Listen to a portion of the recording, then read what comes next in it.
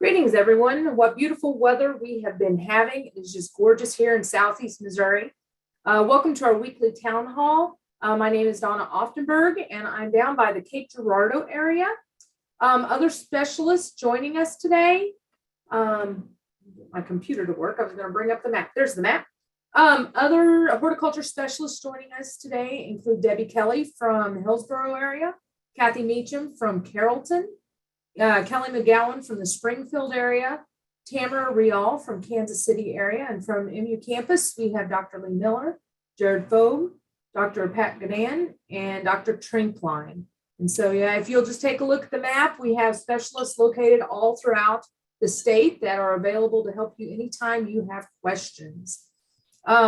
Today we are planning to open up at the end to answer some questions. So be thinking through this time that we're going to be talking, and is there any questions that you need to have asked? And in the meantime, you might want to go ahead and chat those over to Kathy, who has changed her name to Ask Your Questions Here. So reminder, if you have questions, send them to Ask Your Questions Here. Make sure you include your email address. So if we run out of time today, someone will be in touch with you and will answer your questions. So to start off, we're going to do the weather report. Pat, take it away. Thank you, Donna, and good afternoon, everyone. Well, we did get some parts of Missouri did receive some welcome relief in regard to rainfall over the past week. We did have a system impact our state over the weekend, and this is a map showing radar estimates over the past 7 days, and you can see this yellow stripe that runs from around Kansas City and a little bit further south on eastward to south of Columbia, south of St. Louis. That's 2 inches or more of precipitation, and I will tell you what, that's some welcome relief. It has been getting dry in parts of Missouri, and so some of these totals here on the table on the bottom show some of the actual amounts from rain gauge reports. And you can see they all fall within that yellow stripe, and over 6 inches, and just northwest of Appleton City in Bates County, Denton County, and parts of the Ozarks, South Central Missouri had over 5 inches. Over in St. Clair County, Phelps, Pulaski, Crawford. Again, all of this area here, parts of West Central, South Central, and Southeast Missouri, did receive some very welcome rainfall, at least over the past 7 days. A little bit more pockets here in Southeast Missouri. You know, and these lighter shades of green are also welcome relief. We didn't get near as much here in mid-Missouri, but anything will help considering it's how dry it's been over the past several weeks. Speaking of the past several weeks, it's just been a tale of 2 summers. The first half of the summer, especially from about the middle part of June and middle part of July, we had exceptional wetness across a good portion of Missouri. But the faucet has turned off for many locations since about mid-July to now. And the map on the left is showing the precipitation since July 17th through this morning, through September 8th. So that's what, almost 2 months. Look at these totals, meager totals, only 2 to 3 inches over nearly a 2-month period during the heart of summer. Things are drying up, regardless of the exceptional wetness we had right at the middle part of July. The faucet hasn't really brought much precipitation over the past 2 months. And so we could stand to get more rainfall, especially as we go into the month of September and things try to, start cooling down and we get hopefully some renewed grass growth, but we need the moisture. So right here in mid-Missouri, that's the driest part of the state, starting from mid-July up to now. A little bit wetter pockets in west central, northeast Missouri. They've been fortunate in getting some of the rains over the past several weeks. Some totals in 5 to as much as 10 inches in some of these areas here in southeast Missouri, far northeastern Missouri and west central sections. But it's the middle part of the state and southwestern sections, even a little bit here in south central, that really could stand to receive some rainfall. And right here in the lower left, I put the 2 driest areas I could find when it comes to rain gauge reports. Just here in Boone County, just east of Ashland, only 1.79 inches over the past 54 days. That is dry. And this right here, that's my rain gauge. That's my location. I've only had a little over 2.25 inches. On the right, you can see departure from normals. Anything, those deeper shades of reds and oranges show the deficits that have accumulated since the middle part of July. And again, the bullseye right here in mid-Missouri, the driest location, at least for the latter half of summer. Current conditions, as Donna had mentioned, beautiful weather. We had a cold front move through yesterday that lowered those temperatures and for morning lows in the 50s, and then the dew points also dropped accordingly. Very comfortable conditions for today and tomorrow. About 10 minutes ago, these were the current conditions here in the upper left. Generally, temperatures are running in the middle to upper 70s statewide, very pleasant. But what makes it so pleasant is what we see here on the right. These dew point temperatures really low, generally in the 40s to lower 50s, unlike what it was like yesterday, where they was in the 60s and lower 70s. You can really feel the difference when those dew points get that low. And it's just very nice weather over the next couple of days. The forecast here over the next 5 days is shown in the image for temperatures that'll take us through the weekend. Again, I think the pick days of the week will be today and tomorrow. A little bit warmer conditions as we go into Friday. I will say tomorrow will also be less humid, very comfortable conditions. Those dew points will start to gradually increase, perhaps make it into the lower 60s as we get into Saturday and Sunday. So a little bit more uncomfortable, but those highs are going to be more summer-like, generally in the mid upper 80s to lower 90s for Saturday and Sunday, and that's going to persist into early next week. So summer is not letting go. After a couple of days of fall-like weather, we're back to summer-like conditions as we go into Friday, Saturday, and Sunday. Precipitation, really nothing is anticipated over the next 5 days. So these dry conditions are only going to worsen in areas that have not received the rainfall over the past several weeks. Really little to no precipitation forecast for Missouri, with lots of sunshine and temperatures, again, becoming more summer-like as we go into the weekend. The only evidence of any notable precipitation is along the East Coast and a little bit here up in the Northern Rockies. Other than that, much of the rest of this country is forecast to be fairly dry. This is the forecast for next week. These warmer temperatures that we're going to see for the weekend are anticipated to persist throughout much of next week. On the left here, anything in these various shades of orange are an enhanced likelihood of above normal temperatures, and you can see that encompasses all of Missouri. A little bit of a glimmer of hope, perhaps, is they're talking about a frontal boundary that could sag into parts of Missouri by the middle part of next week. And if that happens, and if it hangs out for a while, it could bring us some better chances of showers and thunderstorms, anticipating a little bit more Gulf of Mexico moisture to make it into our area. And if there's a boundary that it can interact with, then that could help perhaps bring us some better chances of rainfall, especially the middle part or latter part of next week. Something we can hope for, because enjoy the nice weather, but we sure could use the rain in some parts of Missouri. Donna, that's pretty much a weather report. Thank you so much. I'll hand it back over to you. Thank you, Pat. Yes, I hope that we get rain, but I'm sure enjoying this weather. So at this point, I will turn it over to Kelly as your moderator. All right. Thank you, Donna. Okay, well, let's go ahead and get into our topics for today. And the first one is something that we hear about quite a bit. That we have a lot of things kind of blooming right now and finishing up for the year. We have allergens popping up, and sometimes people blame fall allergies on goldenrod, and it might actually be ragweed. So Donna's going to tell us the difference between the two so that we can differentiate. Donna? Okay, so I know I've been waking up in the mornings with a stuffy nose, and it's taken a while to get straightened out in the morning. And I tell you, it's made me step back and think, okay, what's doing it? What's causing my allergies to flare up? And so this, like Kelly said, we get a lot of questions about, okay, what is causing those allergies? And a lot of people put the blame on goldenrod. And if you do a random search for ragweed on the internet, it is funny to see how many pictures pop up that are actually goldenrod and not ragweed. So I'm going to talk about a few differences here, and so that you can correctly identify it in your surrounding area where you live. And so maybe you can get a hold on maybe getting rid of some of those allergens that are around. So what's causing my allergies? So the picture on the left is, of course, a type of ragweed. The picture on the right is goldenrod. And the big difference that you're going to be able to tell is how that bloom shows up. I'm trying to get my computer to go here. There we go.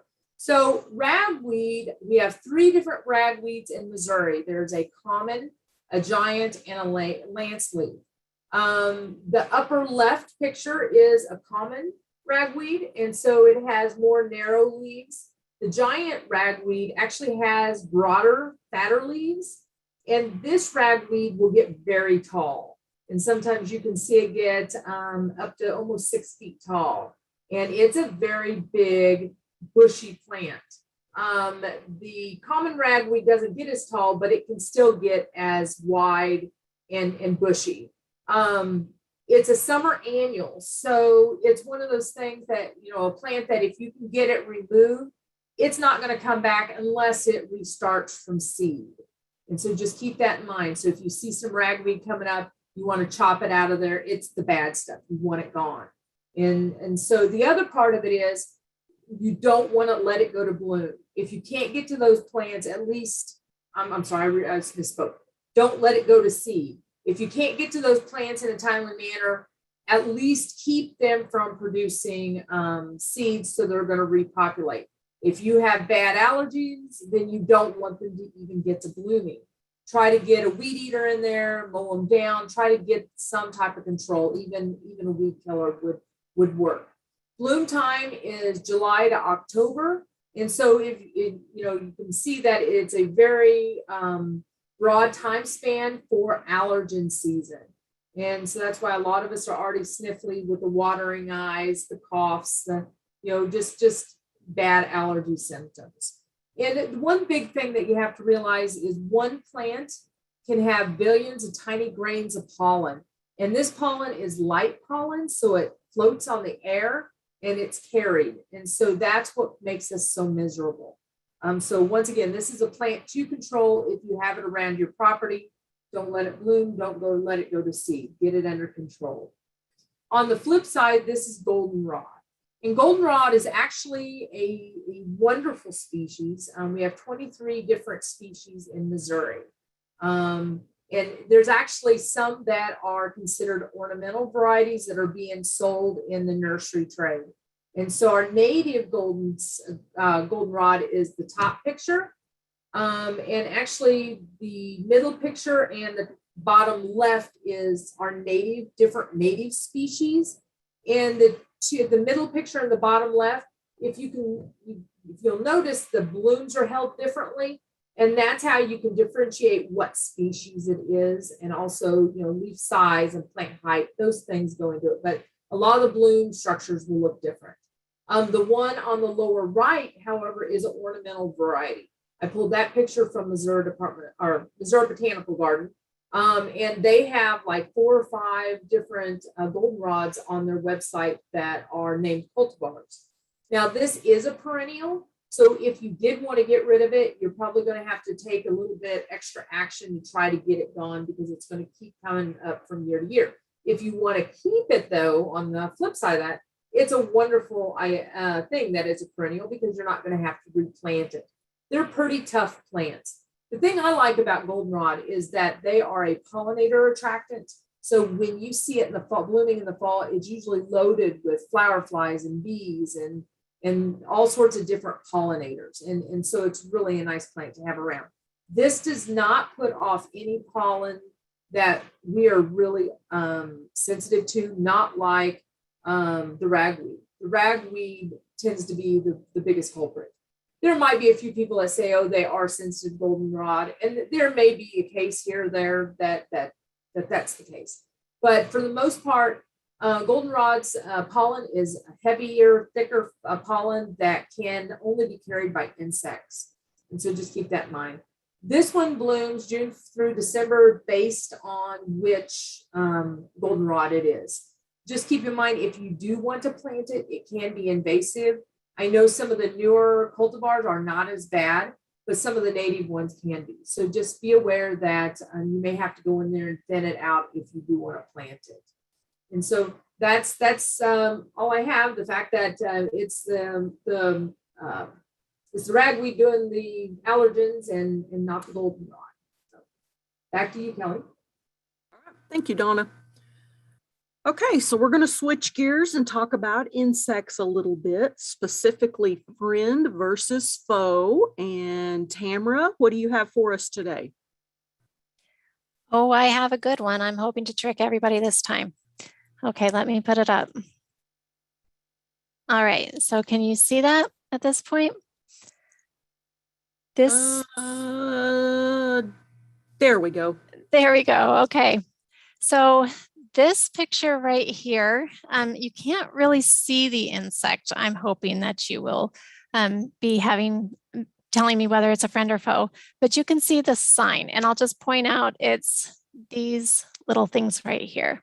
So if you see these in your yard, are you seeing a friend or a foe? And I will activate the poll.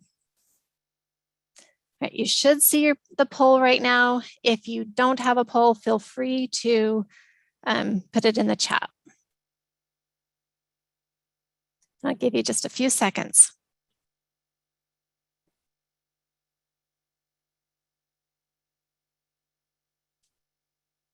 Okay, so 3, 2, 1.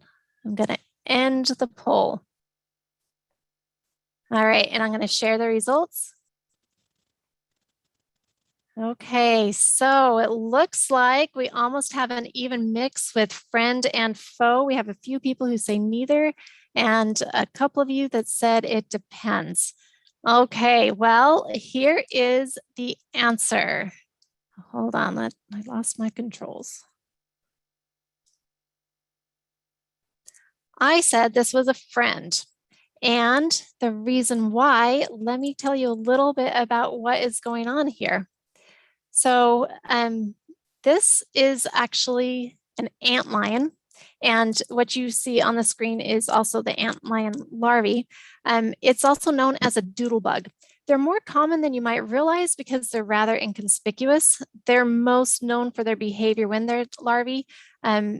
Just this kind of big creature that you can't actually see down here at the bottom. But what they do is they create this inverted cone-shaped hole in sandy-ish type soil. And the intent is for ants or other small insects to fall into that cone. The larvae is hidden at the bottom of the cone. And if ants are not taking notice, if they're just walking by and they're not noticing this looming cone of death, the antlion might flick soil or sand up to get their attention. And here is the adult. Oh, by the way, if the ant falls in there, it is hard. It's likely to die. The antlion will eat it, but sometimes they can get away. But because of the way it's structured, they have trouble climbing up there. But this adult right here, it looks kind of like a dragonfly, but it's more delicate and it's a rather clumsy flyer. This is what it becomes. I said that this is a friend because they are eating ants, and there's not many insects that are really good at being able to eat them. So I think they're pretty neat. They are out there at about this time. You might actually look around the base of your house. This picture, the one on the back here, is actually from my house, and I have some of these antlion nests out there. So go ahead and take a look to see another friend in the garden. That's all, and back to you. All right, thank you, Tamara. Okay, next we are going to talk about bringing houseplants in for the winter. And I can't believe we're already talking about this, but it's almost that time. So Kathy, what do you have to tell us today? Well, I have the same sentiments. I can't believe it's already that time. And with 90-degree temperatures, we really aren't thinking about this, except it's September and we have to start thinking about it. So you want to start moving your plants in. Right now I'm just thinking about it. I haven't moved any in. I'm just thinking about how am I going to get the space ready in the house? How am I going to get the plants ready, outside? It seems like when I move plants out, the space gets filled up with something else. So now I have to, get ready. So anyway, when the temperatures start getting below 50 degrees, you do want to bring your houseplants in. Certainly you want to try to do that before the heat is turned on. And one thing you could do to help them acclimate is move them into a more protected area. So if you've got something that's getting full sun a big part of the day, you know, maybe move it out of the full sun, or put some of them underneath, you know, on your deck or underneath the canopy. So certainly you want to move them in before the threat of frost. And I, for one, have been in that situation where I just didn't have time, or whatever the situation was. And so late at night, I'm just moving plants in, and I don't like to do that. I really like to get prepared. Let's see. Oh, well, I didn't mean to do that. I'm going the wrong direction. There we go. So first off, you want to check for pests on the plants, as well as the pots and the saucers. A strong spray of water will help remove any pests, as well as soaking the root ball in lukewarm water to move any pests out. If you do have a plant that's got, looks like has some problems, you want to quarantine it before you move it in, and before you would move it around other plants. So not to bring anything into your house and not to infect any other plants. This is a really good time just to look at the overall health of the plant, cut out any dead leaves and branches. If you do start trimming, and a lot of mine have gotten overgrown being outside, they've done very well. But and I want to prune them. I don't have room for them as large as they've gotten, but you don't want to prune more than a third of the plant. Repot if needed, and you can go ahead now, or once you bring them in, to give them one last fertilization before winter. If you've got plants that you like to fertilize through the winter, you know, you just usually do a weak solution of that. I have to be selective. I have to decide, am I going to move every geranium in? Am I going to take cuttings off this begonia? So some of them don't make the cut. And so I just get prepared. I know the ones that are absolutely going to make the cut. And then I go from there. And then I also start giving them away. I start asking, does anybody want this? Does anybody want that? So anyway, that's another part of the planning and the process to do.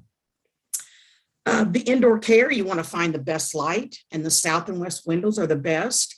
And they, if a plant isn't doing well in one location, you might have to move it around and switch spots with them, with another plant. If you got time and energy, cleaning the windows is very beneficial. Just lets more light in. Some plants may need supplemental light. And you also want to be really cautious around vents or drafts. They're not going to like any heat blowing on them, or any cool air, you know, from the winter opening and shutting a door. So you want to be real careful about that. 60 to 70 degrees is ideal. Some can take it less, 55 to 60.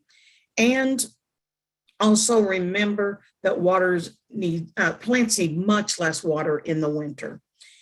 We tend to overwater sometimes anyway, but in the winter, it's very easy to do.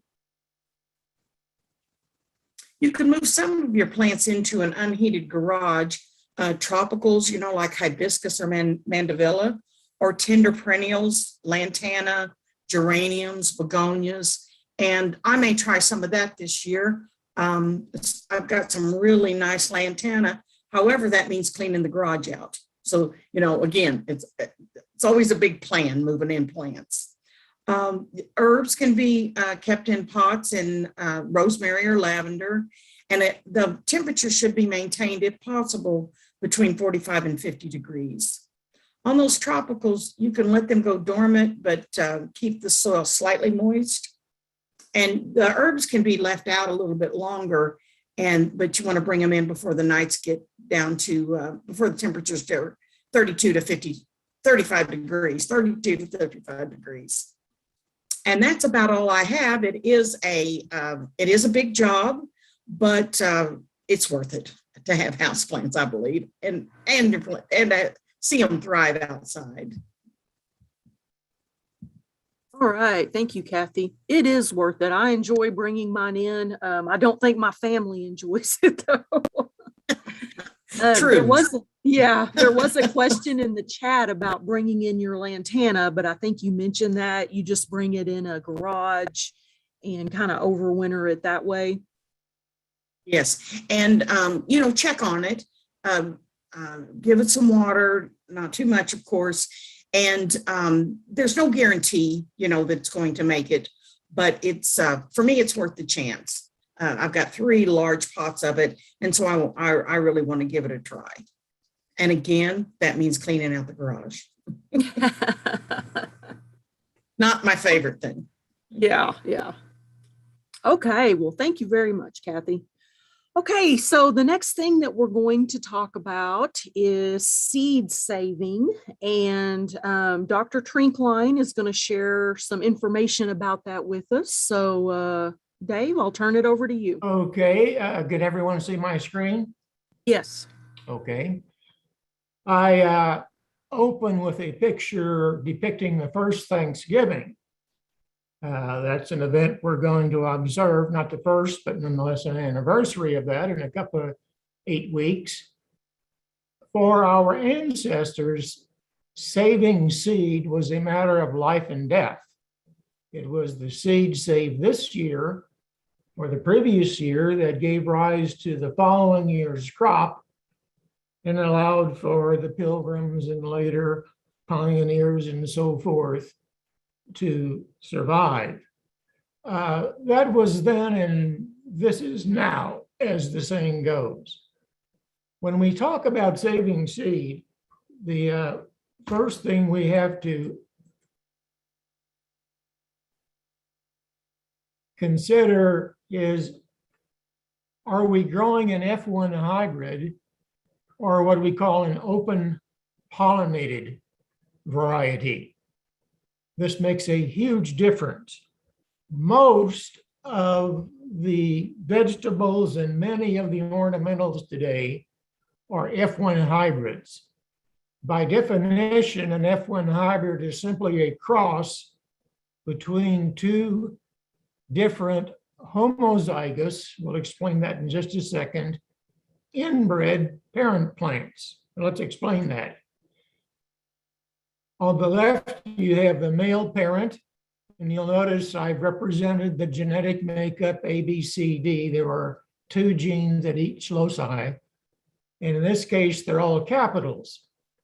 That represents a homozygous male parent. The female parent on the right, again, A, B, C, D, lowercase, but all the same, homozygous. You purposefully cross those by applying pollen from the male parent to the female parent, and you get the F1 hybrid, which is going to be a mixture of the 2 genetically, capital A, capital B, little b, so forth and so on.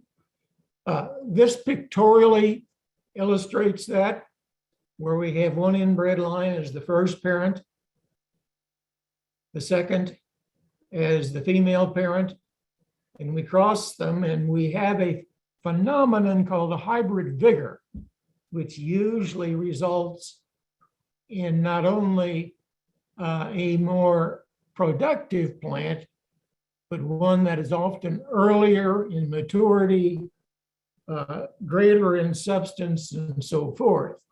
Well, if you take that F1 hybrid and try to save the seed, this is what you'll get. A mixture of different, it's called phenotypes, the way the plant appears. There's a very unique definition that geneticists use for this phenomenon. It's called transgressive segregation. Well, bottom line is that seed from an F1 hybrid does not breed true. There is a very, very, very slight chance we'll get something better there's a much greater chance we'll get something more mediocre. So from that point of view, we do not recommend saving seed from F1 hybrids. On the other hand, going on to the open pollinated or non-hybrid, the seed saving depends whether or not the plant is naturally self-pollinated, such as a tomato, and all of the members of that family, pepper, eggplant, so forth, or cross-pollinated, such are the cucurbits, illustrated here by watermelon. Self-pollinated plants, as the saying definition goes, they keep the genetics within their flower. In other words, the male part of the flower pollinates the female part of the flower without the chance of any other pollen getting in to contaminate the genetics. And again, tomato, as we mentioned in the members of that family, the legumes, beans, peas, lettuce are all self-pollinated. These seeds are fairly easy to save and usually genetically fairly pure with regard to no accidental contamination. Cross-pollinated, and the best example I can give would be the cucurbits, illustrated by pumpkin, where they have separate male and female flowers on the same plant. So naturally, a female flower cannot pollinate itself because it doesn't have any male parts. So it's obligatory cross-pollinated. This can be done by wind. Most often in the case of our vegetables, it's done by our pollinators, especially honeybee and other insects. I think we all know the importance of trying to preserve and increase the population of our pollinating insects for the sake of pollinating those crops that do require cross-pollination. Again, the cucurbits, spinach is an example, although hardly anyone saves spinach seed, or so forth.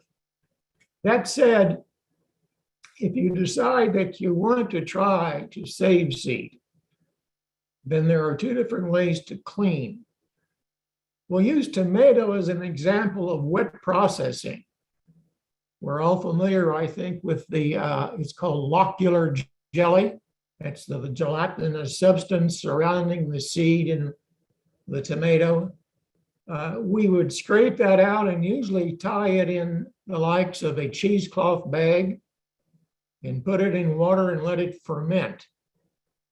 The fermentation process will remove that gelatinous material. After drying the cheesecloth bag, we then scrape off the seeds and prepare them for storage. Those plants, and we're illustrating this with sunflower, where we dry process and winnow them. The seed is dry to begin with on the plant. We simply remove it. Winnowing simply means taking out any trash or whatever else, so that hopefully we have a fairly pure source of seed. Additional to that, storage is extremely important. Best storage for seeds would be in a cool, dry place. That dry place can be facilitated with the use of a desiccant of some type. Perhaps we're all familiar with silica gel. When you buy an electronic instrument these days, there's usually a little packet of silica gel that's packed into the box or so forth to keep the electronics dry. You can purchase silica gel from any hobby shop. And if you put down a layer of silica gel in the bottom of, let's say, a mason jar and then perhaps put some paper toweling or anything over the top to keep the seeds from settling into the silica gel. Screw on the lid tight, put it in a fridge, and you've got perhaps the ideal seed storage environment. The worst thing that we can do is store in a warm, moist location. That greatly reduces the longevity of the seed. And yes, there are certain seeds that can be frozen. Be careful with this. It depends a little bit on the state of hydration as well as the species. In closing, I must express a disclaimer. I'm not the biggest fan of saving seed. I don't want to offend anyone. Respect the fact that if you want to do that, that's fine. But to me, it's a sense of false economy. To me, it's like buying cheap motor oil for my car's engine. Yes, seeds are expensive, especially the hybrids, but on the other hand, their purity has been tested, their germination has been established, and even in the case of the heirloom, like heirloom tomatoes, they have been what's called isolate planted far enough apart so that insects, and there's only one insect that can, to the best of my knowledge, accidentally cross-pollinate or mix up the genetics of an heirloom tomato, and that's a bumblebee. So they're planted far enough apart so that the likelihood of a bumblebee landing on, let's say, a brandywine, and then next landing on Cherokee purple are almost non-existent. But nonetheless, should you want to try to save your seed, those are a few tips, and you can find articles online that will add to the technique of both harvesting and storing. That's all I have, Kelly. All right, thank you very much. Okay, so we're going to stay on the seed saving topic, and next we are going to talk about saving milkweed seeds. So let me bring up my screen. Okay, so it is the time of the year where milkweed seed pods are starting to dry out and can be harvested. And we're going to talk a little bit about how to save those milkweed seeds. Okay, so just a little disclaimer here before we get into the information. You can buy milkweed seed from a lot of different sources. For those of you that are unfamiliar with milkweed, it is the host plant for the monarch butterfly. It is a very popular pollinator plant. It is a native plant to Missouri. And you can buy milkweed seed in a number of different places. So that's certainly an option. But if you harvest milkweed seed from local sites, you know that you're getting plants that are going to do good in this area. They're well adapted to our climate and soil conditions, and you may have better luck with just collecting seeds locally. Now, if you are wanting to collect seeds and they're not on your property, make sure that you have permission from the landowner and let them know what you're doing. And when you do collect the seeds, don't remove the entire plant, just collect the seed pods. And we're going to look at what some of these seed pods look like. Okay, so I want to talk about a few types of milkweed that are pretty readily found throughout Missouri. The first is called common milkweed, and common milkweed is a pretty tall plant, has very large leaves, and it can grow in a variety of habitat. The next is marsh or swamp milkweed. It is more of a wetland species. The flower clusters are differently shaped, but pretty common and can really grow about anywhere. The orange milkweed is fairly common on roadsides and dry areas. It's called butterfly milkweed, and you can see a picture of it here. I'm sure you've all seen that before driving down the road. The one here on the bottom is called whorled milkweed, and the plant and leaf structure looks much different from other types of milkweed, but nonetheless, it is a type of milkweed. It can be a little bit aggressive, and it'll grow well in a variety of habitats. The next is purple milkweed here at the top. This is a clump forming plant and is often found in open woodlands or the edges of woodlands. And then on the bottom, we have one of my favorites just because of the beautiful and unique flower color. And this is green or spider milkweed. And this type of milkweed prefers more dry areas. So those are just some of the common ones that you might see here in Missouri. There's other ones as well, but you did see some pictures of what their seed pods looked like. They have the same basic shape, but there are some size differences amongst the different types. Now, when it comes to harvesting seeds, excuse me, one thing that you want to do is you want to wait until they are dried out, that the seeds are actually brown. And you can see here in this no yes picture, if the seed pod is still green on the outside, that's a pretty good indication that those seeds aren't quite ready for harvest yet. So don't harvest those. The seeds won't continue to mature after they're separated from the mother plant. So just leave them on the plant until they get a little bit further along. Once that seed pod starts to dry and even crack open, that's when you know it's time to harvest the seeds.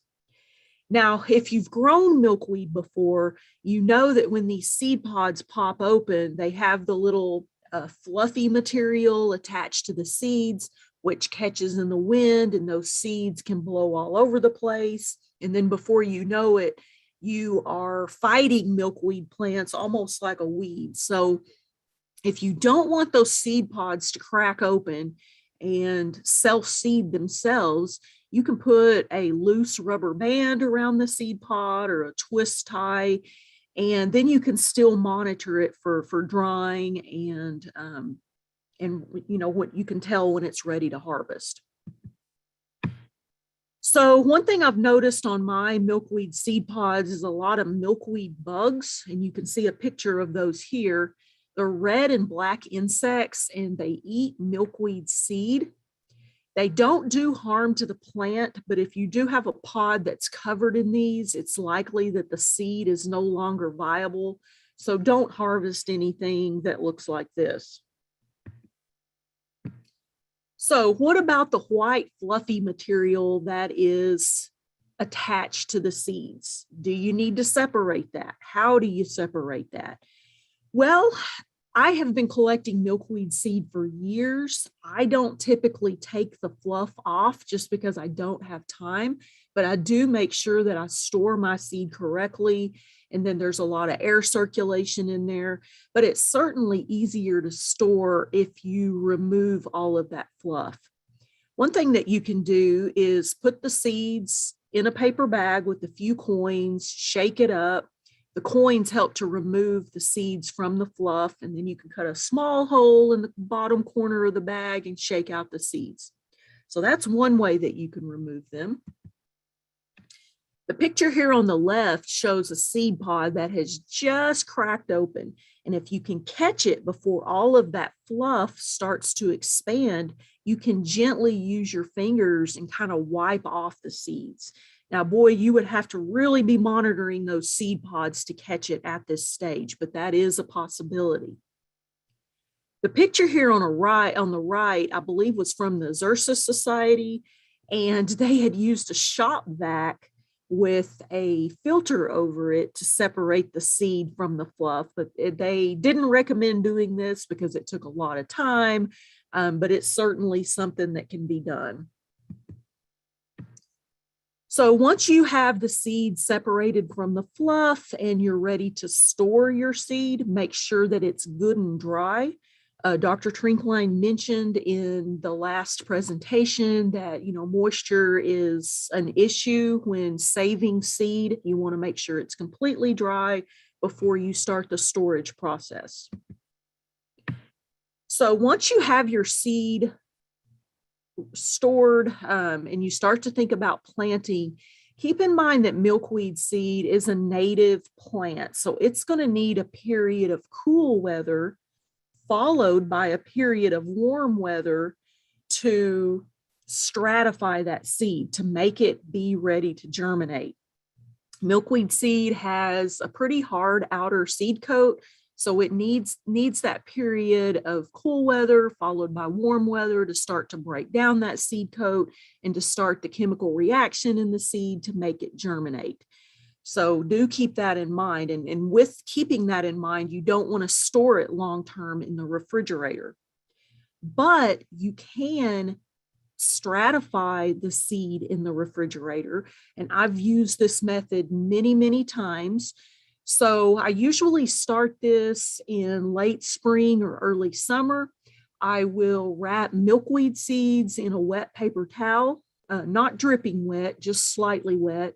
Put it in a Ziploc bag, put it in my refrigerator for a couple of weeks, and that kind of mimics winter weather and wakes that seed up and starts the germination process. So that is one thing that you can do. Another thing that you can do is sow your milkweed seed in the fall. If you have an area that's kind of naturalized, if you have a big wildflower area, you can go out there and just spread that seed around the area and let it overwinter. And again, that freezing, thawing, cold and warm process breaks down the seeds and starts the germination process as well. Another thing that you can do is if we are scheduled to get a snow event, snow events are a great way to sow wildflower seeds. You can go out, spread your seeds on the ground. It's going to snow on top of the seeds. And then once that snow starts to melt, it helps to kind of move that seed down to the soil level and start the growing process. Another way that you can sow your milkweed seeds is something that we call winter sowing. And I think we've talked, winter sowing. I think we've talked about this on here before. It's basically just starting seeds in milk jugs or any other kinds of jugs and leaving them outside throughout the winter. It kind of acts like a mini greenhouse, and this works really well with milkweed seeds and other types of native wildflower seeds. I've got a few resources here, but there's a lot of information online about saving milkweed seeds and storing and all of that. But here's a couple of great resources if you want to check that out further. Kelly, we've got a question. Okay. What is the bug that is in the orange butterfly milkweed? The milkweed bug, the one that we showed the picture of. Yeah. I didn't see it. Yeah, it's just a common milkweed What is the bug. bug that is in the orange butterfly milkweed? Yeah, it's the if it's the picture that I showed, it is the common Yes. milkweed bug. Yes. Yeah, it was the picture that you showed. Yes. Okay, that's what it Okay, is. And right. another insect that you'll sometimes see on milkweed is the orange oleander aphids, and they're pretty common as well. But yeah, the one I showed is milkweed bug.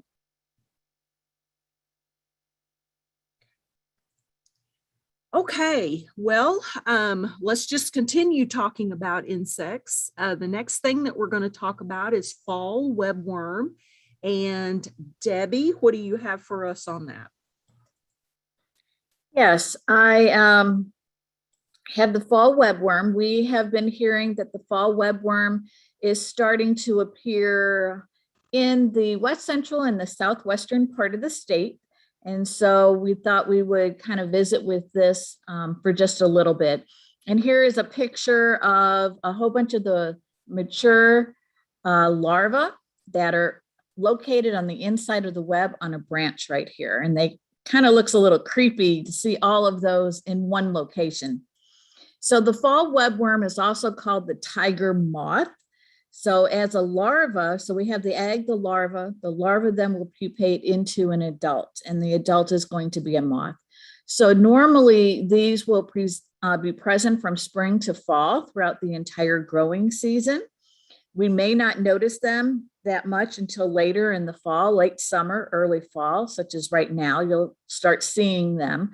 In the earlier parts of the growing season, you may not notice them at all.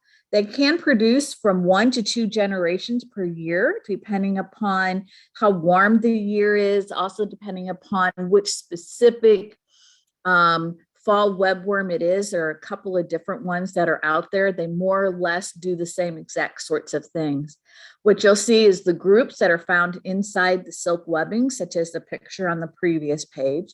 Normally, you'll find these gathered at the tips of branches, and as they'll build this webbing around them from like one branch to another or from one leaf to another, and they'll feed on those leaves that are on the inside of that silk. They'll start to slowly expand that webbing as they continue to have or see or need more leaves for their feeding purposes. So identification, if you're wanting to know what the adult looks like, that's the one that's on the bottom right. So if you see these white moths flying around, that's the adult stage. The top picture is going to be the eggs, and it looks like they're on the underside of the leaves. So as you're checking around any of your trees or shrubs and you notice a cluster of white eggs on the underside of the leaves, it could potentially be the fall webworm, the eggs from that. So the larva will grow from the eggs. They'll feed within that web. They'll get about 1 inch long. Once they get longer than that, they'll leave the web, and in particular at night, in order to do some additional feeding. And again, like I said before, they'll go ahead and expand that webbing. Each of the fall webworm will be light colored. They'll have tubercles with tufts of long hair. And if you were to pick up or to touch that particular larva, it could irritate your hand if you handle them. It's not going to hurt. It's just going to be an irritant to your hand. The head can be actually an orange red, or it can be a black head. And that's the distinguishing between the two different types of webworms that we have in the US, and they're native to the US. And again, the adult is going to be this white moth. So what are some of the host plants that the fall webworm like? They like more than 200 species of all of our forests and shade trees, along with a lot of our shrubs.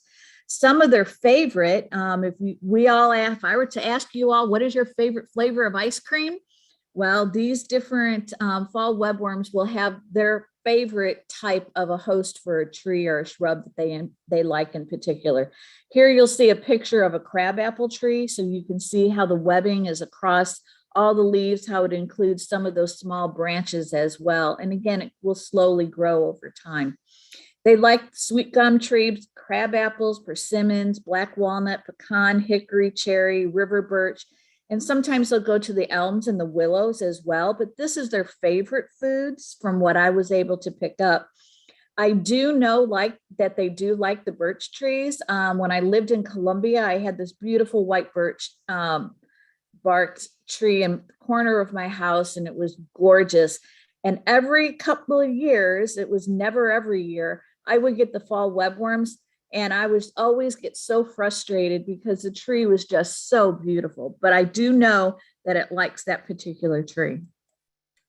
So the damage is really not going to be that significant overall if you have a good, healthy tree that's been around for a while. You can see this picture here where it looks like it's expanded beyond just a couple of the end branches to include and engulf almost an entire branch on this particular tree. What they're doing is that the larvae are actually feeding on the inside of that web again. So it's not going to be on the outside of the web, except on occasion when they need to expand that web, they'll venture out at night and create more webbing. They don't really kill the tree. It's mostly cosmetic. So you don't have to be as concerned about it really doing a lot of damage or truly hurting your trees or shrubs. It's really just going to feed in that specific area. So is there some control that you can do for this? Once the webs appear and you notice them, it's really too late for any kind of real control that you might be able to do. What is recommended is that you actually prune that section, that branch, that small cluster at the end of a branch, or if it's expanded like that previous picture where it's got a full branch, go ahead and just prune that out of the tree and totally discard that, because then you're taking away all of those insects that are feeding. When I had my birch tree, I would cut off those sections that had the webbing. I'd put them into a plastic bag. I'd tie it as tight as I could, and I'd leave it in the sun so that they could desiccate, especially a black trash bag, because it'd get really heated there. And just discard it, just get rid of it. You could use insecticides when it's in its caterpillar stage, but you'll have to spray it pretty heavy, just simply because you want to get through that webbing. It is recommended, and you've probably heard us over and over again say, only use pesticides when you really feel that you need to, because a lot of our pesticides are actually going to kill or damage a lot of our beneficial insects as well. So be careful with what type of insecticide that you're going to use. There are 2 bio-based insecticides. One is a acylaprin and the other is the BT. And that's going to actually do damage to the caterpillars themselves, but it will not necessarily harm a lot of the other types of insects that might be out there. What they say again is that when it's gotten to the web stage, really all you got to do is just prune it off and just get rid of it, because we really hope that we can use as few pesticides as possible when we're trying to control insects in our gardens and in our lawns. And that's all I have about the fall webworms. All right. Thank you, Debbie. And hey, if nothing else, they make a good Halloween decoration. Yeah, that's most definitely true. But I'm not sure I want those caterpillars falling down on me. Okay, well, that is the end of our time together today. Thank you for joining us. Donna, I'll turn it over to you to close us out.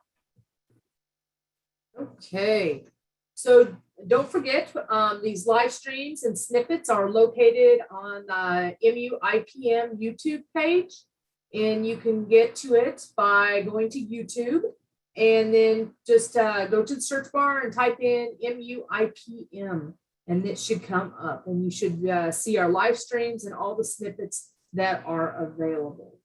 There we go. Next week's next week we will have our town hall at the same time on Wednesday, September 15th. Just remember that if you have questions, you'll have to go back to the registration site and type in the questions there, and they'll be sent to us, and we can answer them during the next town hall. So thank you for joining us, and enjoy the rest of your day.